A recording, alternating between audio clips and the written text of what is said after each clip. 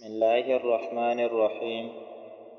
نبی کریم صلی اللہ علیہ وآلہ وسلم نے ارشاد فرمایا کہ جس شخص کے رات کو آنکھ کھل گئی اور اس نے یہ دعا پڑھی، لا الہ الا اللہ وحدہ لا شریک لہ لہ الملک ولہ الحمد وہو علی کل شیء قدیر، سبحان اللہ والحمد للہ ولا الہ الا اللہ واللہ اکبر ولا حول ولا قوة الا باللہ۔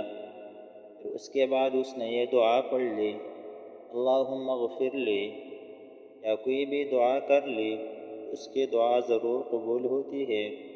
پھر اگر اس نے وضو کیا اور نماز پڑھی تو نماز بھی قبول ہو جاتی ہے۔